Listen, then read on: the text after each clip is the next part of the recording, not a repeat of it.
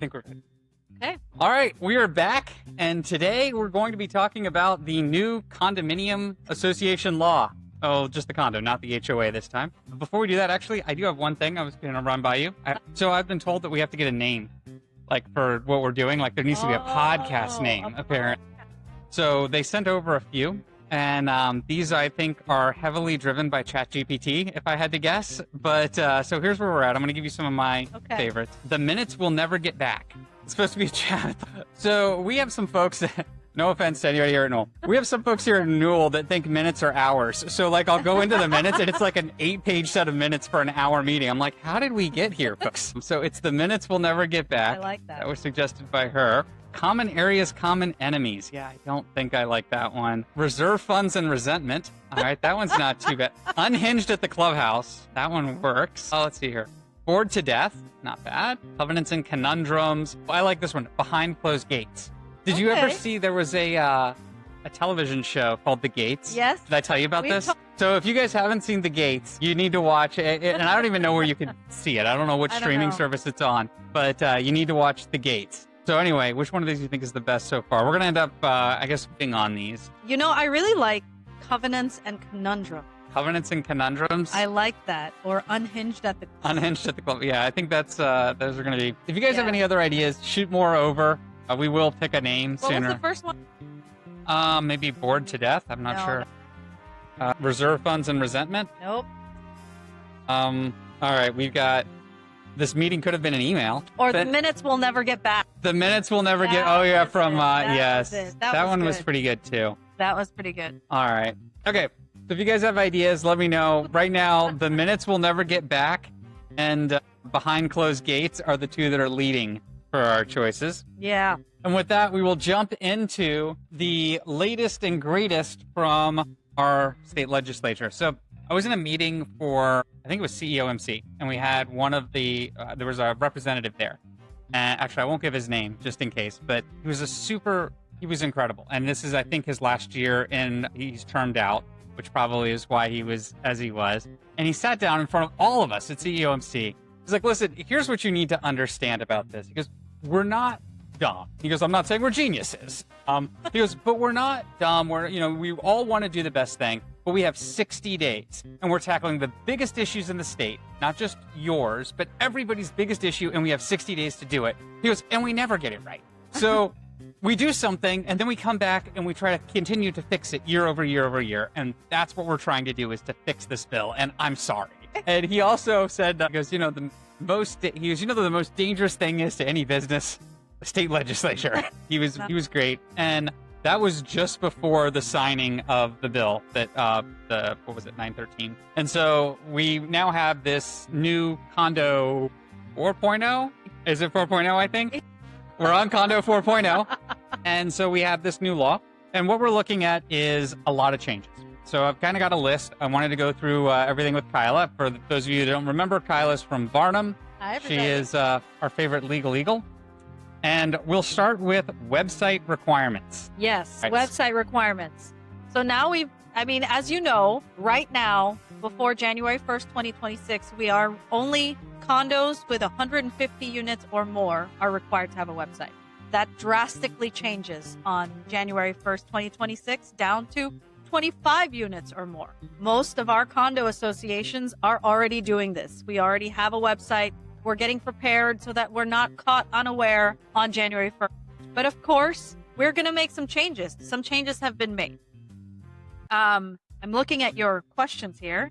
If you want to call these questions. So I gave Kyla a heads up because I don't think this is an easy Q&A to do, because there's some of these where I literally have written down, and we can jump around. But so My Safe Florida, let Kyla take it because I haven't yet been successful in getting it for anybody. So that's kind of the notes. So I wanted to give her the kind of a heads up on it. But yeah, so let's start going through if you want to. Record postings. How long do we have to post a record? So the statute says, now it's confusing because it says 30 days, but then in the text of the statute, it also says 14 days or however long it requires, specifically for notices of meetings. If you're going to post it, if you're required to post it 14 days ahead of time, you're required to put it on the website 14 days ahead of time. 48 hours posting for a board meeting, you have to put it on the website 48 hours as well. So the statute says now, unless a shorter period is otherwise required, then those records must be placed up there by 30 days. Okay. So the 14 days still apply. The 48 hours still applies. Now we have these 30 days. It's just more things to remember. Yeah, what worries me a little bit about the posting of the notices on the websites, so I don't think we shouldn't have an issue with this because we've now updated to another program, or not another program, but another level of our program. We've set up a portal for all of our associations. Every association now, if you are 3 units or you are 3,000 units, you already have a portal, and all the portal has the compliance information in it. But that portal has an update period. Now our update period is almost instantaneous, but originally it was 24 hours from the time that we would start to upload documents for it to actually be hosted live on that website, because it was a connection that runs in the background between our systems. Yeah. So we don't have that problem anymore. All right, we're talking about video conferences that we might do on Microsoft Teams, or Zoom, WebEx, whatever else we use. Riverside, I think, is something we started using. We need to keep those up for at least 1 year. Yes. Now, that's presented a bit of a problem on the Newell side. We have a solution to it, but we purchase our video recording space. We can downgrade? Short sample? I don't know.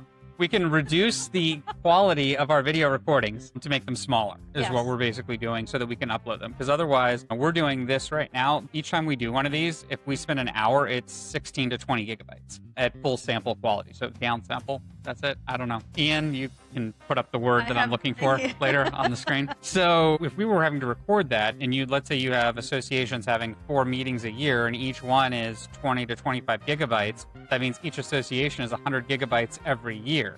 True. So for every 10 associations you have a terabyte of uploaded information, and And that's only if you have 4. And that's only if you have 4, right? You have a lot of associations that might have more frequent meetings than quarterly. That's right. Every month, sometimes every week, they have meetings, depending on what's going on legally with them, or depending on whether they have any construction projects. I do want to note, though, you are allowed to not only post it on the website, but you're also allowed to post a link to the video on the website. So there are some associations that are considering maybe putting it on YouTube. I don't even know if there's a way to keep things private on YouTube. You can set it up so only people with the link can access, and I think that's the best way to go about it. We've been approached about the idea of using YouTube, and you can set it to like specific private audiences. But my worry is if you accidentally don't allow a resident to have access to a video, because you have to basically, let's say that they have a Gmail account, Kim@gmail.com. You have to add Kim@gmail.com to be able to see the video. Yeah.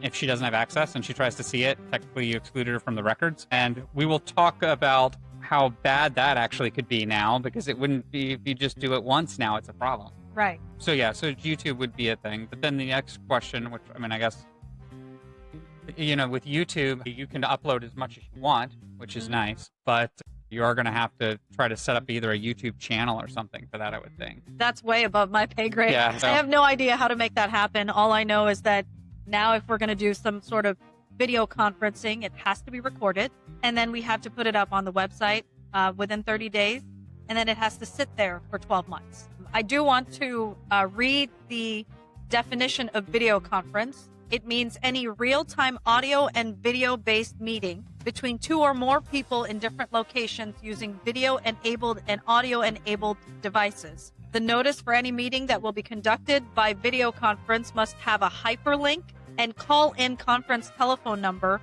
for unit owners to attend the meeting, and must have a physical location where unit owners can also attend the meeting in person. All meetings conducted by video conference must be recorded, and such recording must be maintained as an official record of the association. So that is the full definition in the statute for video conference. Now, and we'll touch on this when we get into the video conference section, but a couple of things. One, that a physical location. Are there restrictions on that physical location? There are restrictions on that, and I have my laptop up because this is so new that I haven't had all the stuff memorized just yet. They've changed it. I think it is within 15 miles of the condo property. I think you were correct. Or within the county. I think you were correct. So but does that I'm matter? not certain on the count. We'll double check that. So you're gonna have to watch for the video section for because I don't want to get too in depth on it. Right here. Yeah, 15 miles of the condo property, and it's unit owner meeting. It doesn't say anything about board meetings. Yeah, I think that's unit for the owner annual. meetings within 15 miles of the condo property or within the same county as the condo property. So does that really change anything? I mean, yes, it reduces the 45-mile standard from previously, but if I have a condo in Marco and I want to have a meeting in Immokalee, it's still the same county, still Collier County. I could still do it within the statute. And we'll talk more about this. There are workarounds, and we can talk about that, as we move forward. And I've got some questions on that. But anything else that we show, website requirements, pretty much anything that is record at this point now goes on the website. Yes. You know what's interesting is they don't have a caveat for closed board meetings or personnel meetings. Well, I hadn't thought about that. Yes. But you can't, can you? Hey, it says if you have a board meeting or any meeting and it's a video conference, you got to put it up on the website within 30. Hypothetically, say one of your clients is here with us right now. Are you going to say we need to put that in No, executive session? I will not say that. Okay. I think it's something that should have been placed in the statute, Okay. something that hopefully will be fixed next year, and something that hopefully my colleagues in the legal industry will say, no, don't put it up on the website. Don't put your minutes up on the website, especially if things are still going on legally. Condo And- 5.0. Exactly. Stay tuned next year. So one of the questions I get asked frequently is, do invoices need to be on the website? Does it say so? Not that I know. I understand the argument on it, but I can't find where it specifically says that invoices need to be on the website. Now, we have the capability of doing that. So people are making receiving requests to upload invoices to the website, and we are not, at this time, we haven't started doing it. If you tell me to do it, we will start doing it today. No, I think we have to make a really strong distinction between what is an official record and what is an official record that's required to be on the website. Because there are so many pieces of paper that we deal with every single day, and it's unreasonable to say everything has to be on the website. So what is the manager's job? Basically, are you basically going to be records custodians only? Or is it a more broad definition of we're managing and we're complying with the statute? Yeah, No, I don't think your invoices need to be on the website. Was another discussion that happened at that same meeting was that management costs are just exponentially going up. Like, They have to. you're looking at 25% increases and All stuff of these because of requirements, these they don't requirements. make sense to just say we're going to keep it at the same price. And but then we're also trying to figure out what do we actually put up and what do we not. Well, I'd like to touch on one more thing, and then I'll have you read what we put off, and then we'll jump into our next item. One of the things that's listed on there is affidavits. And I'm asking this because it's an ignorant question from myself.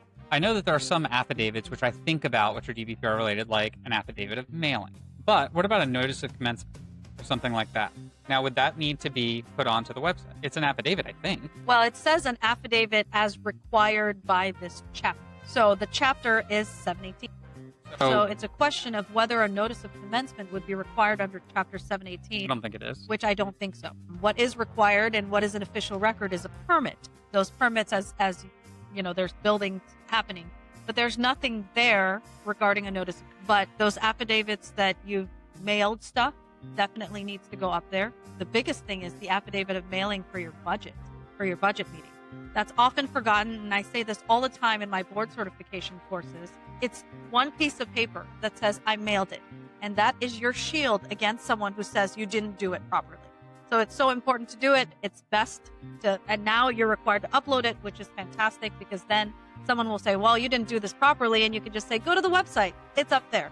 Yeah, and so we actually started doing that, not for the website, but we started doing that maybe, I have to check with Bridget, maybe 2 or 3 years ago, for both our budgets and our annual meetings. When we create the notice, it's a notice packet, which includes the affidavit of mailing, and then we would upload that to our server. And the reason we would do that is if somebody happened to be at a meeting and forgot to bring a minutes binder, forgot to bring it, they could just open up and here's my affidavit of mailing, That's great. which is all you need. And then we use that as presented proof, and we would put it in the minutes. Presented proof of mailing in the form of a notarized affidavit.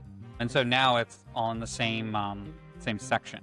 Under notices. So real quick, what is required on the website? Wait, are we going to read this out? Let me find it for you. I'll tell you what, you're going There's a to lot. email it to me, and then Ian, you're going to create a little slide after this, and I'm going to make a noise, and that's when you're going to pause us and do the slide. Ka-chow! All right, so we're going to move on to our next section, and DBPR licensing requirements. So I have some questions on this. This is one of those things that I think all of our CAMs are interested in.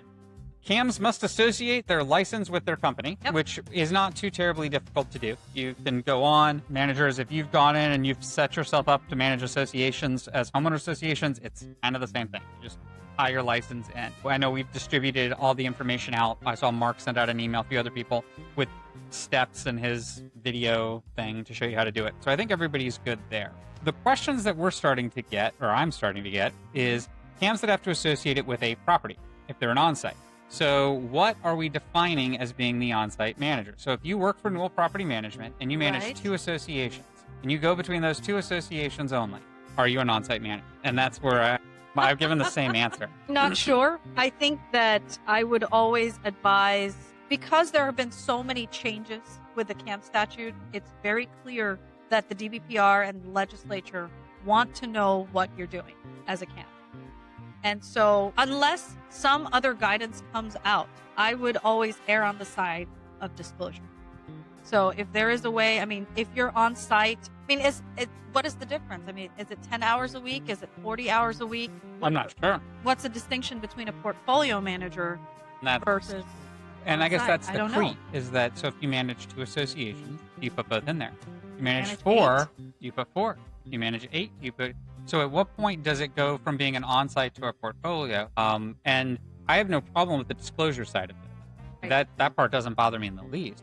What bothers me is the time that it takes to administrate this. So we have to make sure we have a system in there to administrate that. Right. There is associations that, you have a manager that might leave or you comes or whatever. You have associations right now. Again, a lot of it because of this, we're seeing more associations moving from portfolio to full-time management. That's becoming our new pressure. I think we have 3 or 4 in process right now, where we have 4 portfolio associations that are now requesting full-time on-site managers because of the changes. So we have to update all of that. So your advice would be, if you're a portfolio manager and you manage 12 associations, put them all 12 in there? I think at this point, unless we get other guidance one way or another, that would be my advice. I think there is going to be some hardship because you have to keep up with this as a manager. You have to keep up and make sure if there are any changes. Statute says you have to update it within 30 days.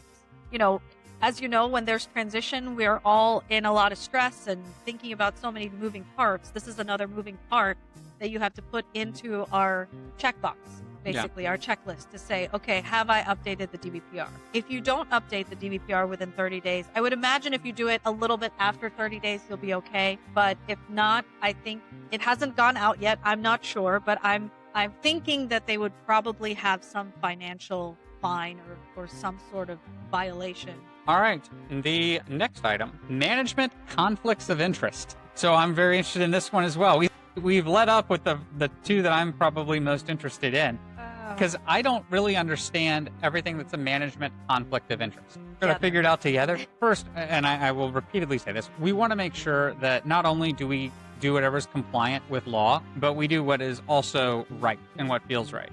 I had a boss once that said, any decision you make sure you're comfortable being on 60 Minutes with your mom and all of her friends watching and explaining why you made that decision. So one of the things which I don't think is a conflict, and we've only recently started this here at Newell, we do it mostly in Fort Myers, we hired a couple of handymen, and we have them doing work, and they're billed by Newell and all of that. I don't think that's a conflict because, and I'm not even sure we need to do a disclosure because literally their uniforms say Newell Property Management and the bill says Newell Property Management. The reason I'm bringing this up is the penalties on this are substantial. Like pretty much the ownership can vote to terminate a contract if there's something that's not there. And while I can't see what would lead us down that path, I would never want a board to ever be in that position because of a decision I've made that I should have known better. And so that is really the only item I can think of where we're generating any revenue that is unrelated to our direct management fees. Everything else we do is management fee. We do bill back the cost for like postage and stuff, but that's it's basically a 1-for-1 bill back. We don't bill back a lot of stuff, which we probably should bill back. We're gonna have to figure out how to do these Teams meetings and stuff. So I think we're okay. I'm not worried about Newell Property Management. I think we have some management companies that are kind of conglomerates at this point, larger management companies that are okay, I think I see where you're market, going. So what you're saying is like it's the landscapers, which by the way, their Newell landscaping is not related to us at all. Again, If you guys see this and you're with Newell Landscaping, reach out to me. I've reached out on your website just saying, hi, I'd like to introduce myself. You guys haven't responded to me? So you're talking about the people that own the insurance company, that owns the landscape. They own all of these different things, and they weren't necessarily disclosing it to disclosing it to the board. So the big significant change, that conflict of interest provision was already there in the statute. It was adopted last year. The change here is that they added something. It already says it's a conflict of interest. There's a financial interest in the firm or a relative of the firm, or if the CAM proposes to enter into a contract or other transaction with the association. So it's not just entering into the contract, it's also proposing to enter. So they're basically saying just the proposal itself is a conflict of interest and you should be disclosing already. And I agree with that, right? Because it's not just let's sign on the dotted line, haha, now let me disclose. It's I'm proposing to do this for you. You have a huge mold remediation issue. I'm a management company. There's this other mold remediation company. Oh, by the way, we own a financial interest in this management company. Got it. Yeah.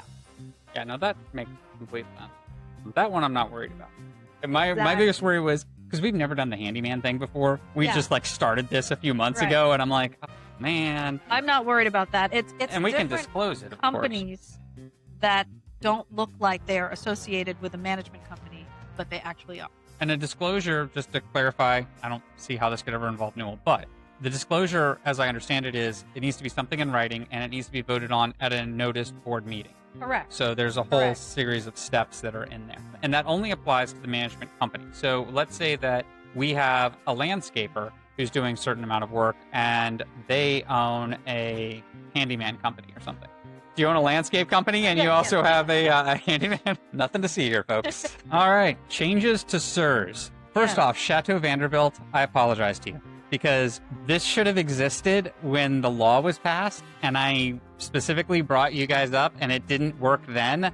Or in Condo apparently 2.0 or 3.0. Apparently Condo 4.0 is when we got there. SIRS now only applies to 3 habitable stories. You had an association that it was parking garage on one floor and on to the 2 habitable stories on the top. And we kept fighting, trying to find a way for them to not have to do this. They of course went ahead and did it. And that was the prevailing advice. We don't know. It says 3 stories. It doesn't say 3 habitable, 3 uninhabitable. I had conversations with engineers as to why 3 was the magic number. You know, does it matter that it's parking spaces on the bottom? And they just said 3 stories. And so now the statute has been changed. Now it says habitable.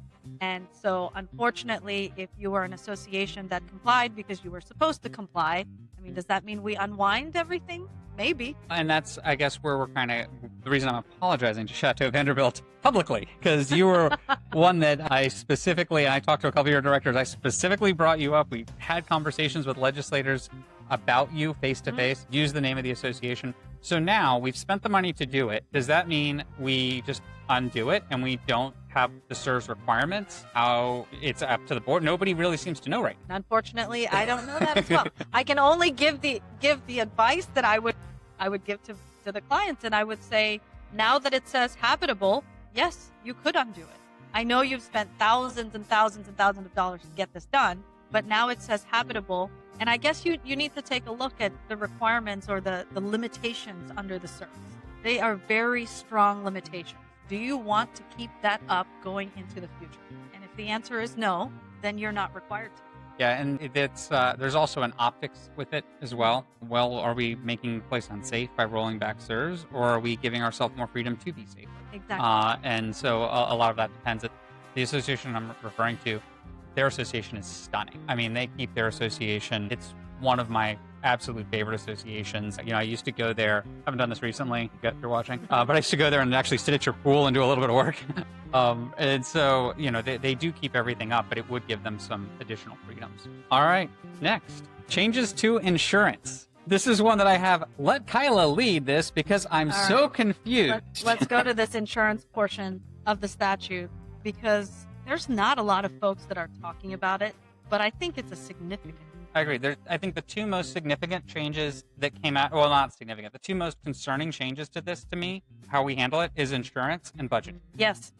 and I don't have a lot of folks talking to me about either one, so you're on the spot. Oh, fantastic. Okay, let me find that provision in the statute so I can read it out loud. The amount of adequate insurance. Okay, so before this statute, you were required to obtain insurance for the full insurable value, replacement cost, or similar coverage, and it must be based on the replacement cost of the property to be insured as determined by an independent insurance appraisal or update of a prior appraisal.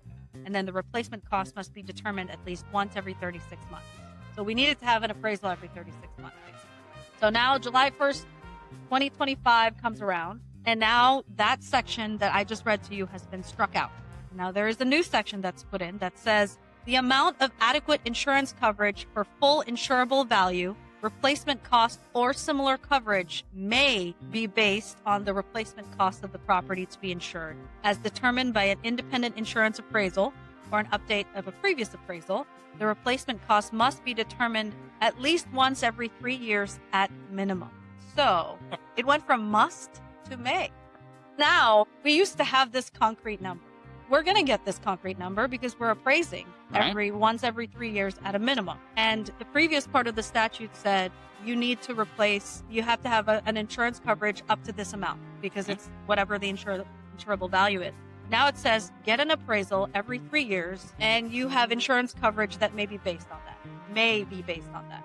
So what does this mean? I'm not sure. It means that as a director, you have to uphold your fiduciary duty to the membership. It means that you should probably take a look at how much damage your association has incurred in the last few years, insurance-related damages, hurricanes, flooding, and determine exactly how much that damage was to determine how much your insurable coverage or insurance coverage should be. Because maybe your replacement cost is at $200 million, but the most you were pulling from insurance because of this damage was $50 million. So do you need to insure up to 200? Do you need to insure up to 50?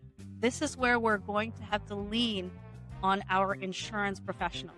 This is where we're going to have to go to a broker, an insurance broker in this market to say, what is your opinion here? And those folks that are in this market, and I deal with many different companies, they know what they're doing.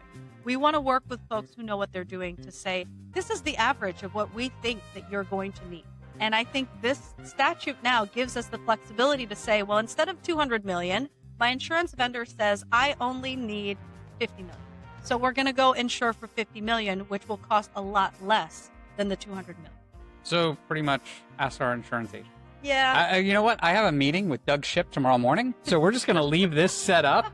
And we're going to sit Doug down and be like, we're going to put Doug, let's talk. I know we haven't given you any warm-up on this. Sure, he's camera ready. So we're pretty much still as confused as we were before. But the good news is that we don't have to insure to the full value, which is what we'd wanted. We're just not sure what value we're insuring to. Right. It's now from must to may. All right. Records changes. So we'll talk about video conferencing. And we talked about that earlier. Video conferencing, Kyla read out the definition, but it's pretty much anything where we have audio and video together. And when we do that, we now need to, A, make it available to all of the owners by putting it on the agenda in addition to however else we distribute it. That is a change here at Newell.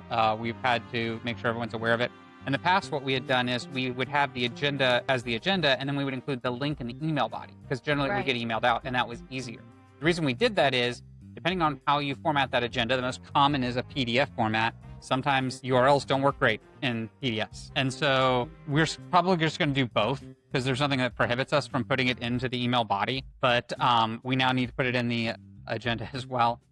That also means, and I need to make sure we've been clear with this with all of our team, when you put that URL up, you can't just have click here to join teams. You actually have to have HTTP, whatever it is, long thing that takes up the whole top of it. Full hyperlink needs to be there. So that's another change as well. The bigger change I think that's impacted this is the video recording that's required, video and audio. I know we've had some of our directors that are very uncomfortable with this idea of being recorded for whatever reason. Some people just don't want their video out there. And the idea of YouTube, I think, is going to make people less comfortable. By the way, just so you know, I agree with the YouTube concept just because it doesn't cost us much. Right now, our SharePoint is like, we're watching the Newell, our website costs are going way up because of all this video. YouTube is pretty much free. It's supported by ad revenue. but directors don't like the idea that their video is now on YouTube and they might be watching an ad for, I don't know, hemorrhoid medication in the middle of it or something, right? But it makes it free. The I don't know if workaround is the right way to say. And the other option, which Newell has actually continued to offer, is conference calls.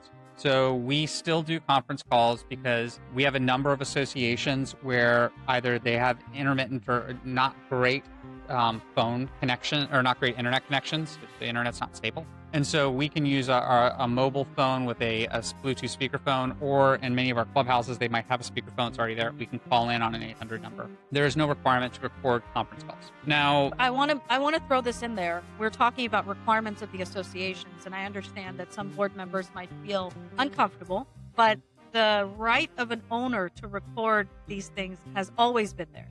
And so even now these requirements are on the association, but even if we look at the alternative, such as audio phone calls and telephone conferences, the owner could still record it. Yes. So don't say anything that you would not mind being talked about at the pool. Yeah, and it's interesting. This is getting off topic, but I'm a firm believer in recording everything, and that is a change in my world's view that came about when I was a police officer, because all of a sudden, I worked in a couple of different places, one that had video recording, one that didn't. And then later on in my world, I worked in another thing where we were always recorded on body cams. And if I want to be completely honest, it probably made me be a little bit nicer in situations I wouldn't have been as nice in, which is good. And it also highlighted the crazy that, some people would have. Also for your protection.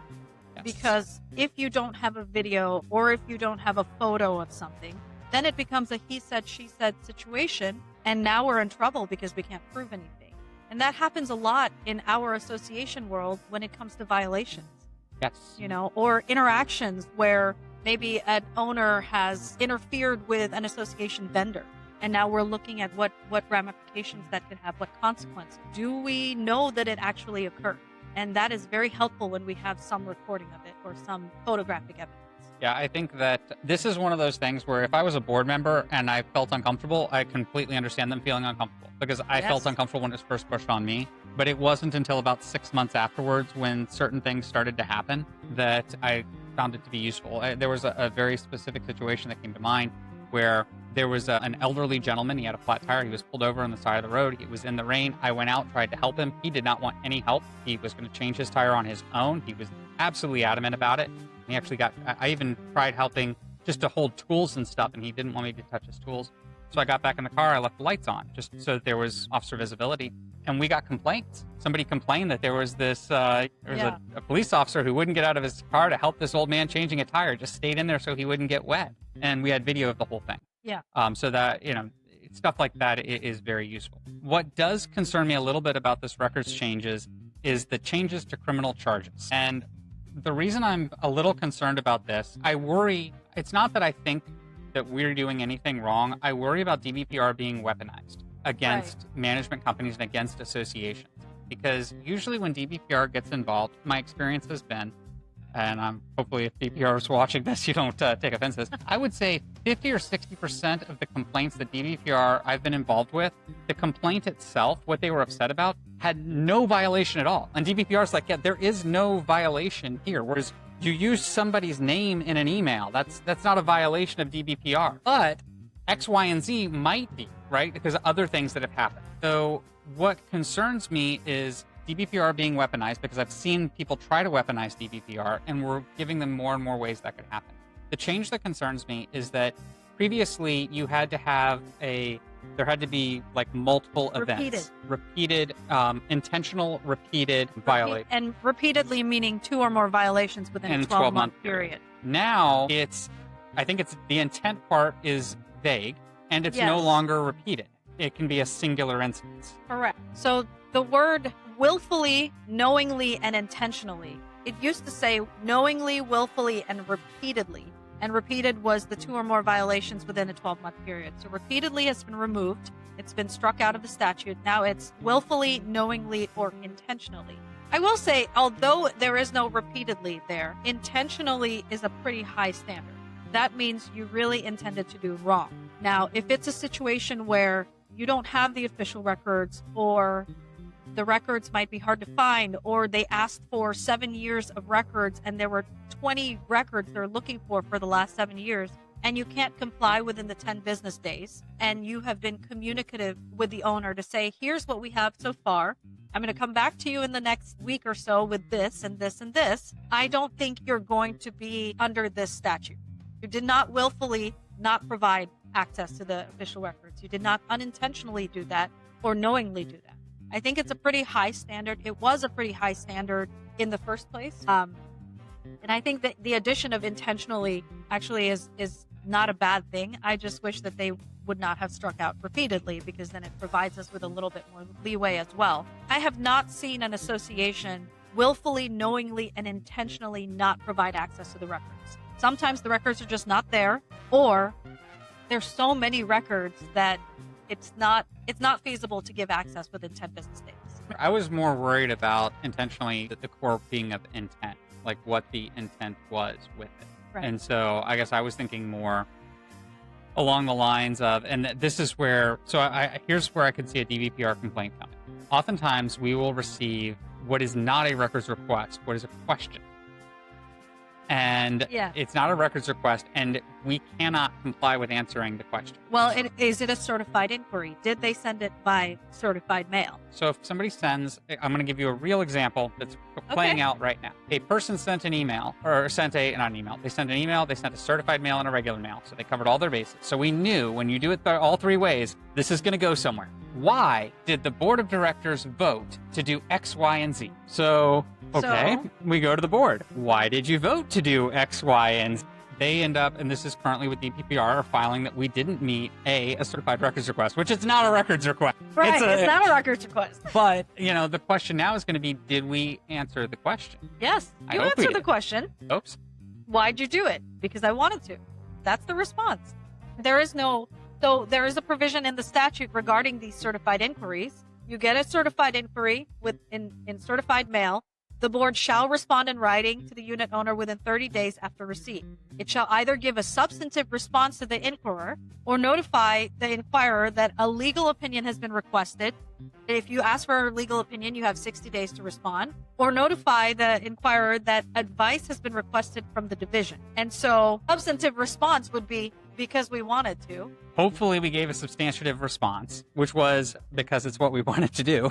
And it's now with the division. The concern I have with it is, A, is it a substantial response? And B, are we setting a precedent? When we get, and I might be wrong in this, and I don't know if I can use you for my answer, but when I receive something by email, USPS, and certified mail, I'm getting the attorney. I'm going to go to the board member and say, chances are that something is going to come What are to this. they trying to do with it? We need to have an attorney review this as well. Yeah. And now at this association, I would say this is happening once a month.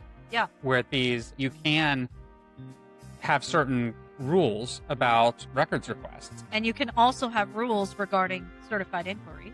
So in the certified inquiry statute, it says the board may adopt reasonable rules and regulations regarding frequency and manner of responding to unit owner inquiries, one of which may be that the association is only obligated to respond to one inquiry for a unit in any given 30-day period. In such case, any additional inquiry or inquiries must be responded to in the subsequent 30-day period.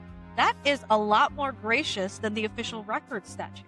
So you can only ask a question once every 30 days. That's reasonable. Not sure you can do that in all associations for official record requests.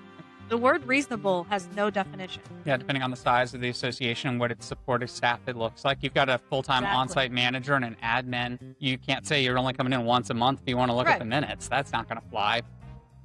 You're a 10-unit association. Well, you might have a website. You might not. I mean, we have some that are sub 25 units that have full-time on-site. Yeah. So, all right. Well, with all of that wonderfulness, we're going to take a coffee break, and we will be back to talk about hurricane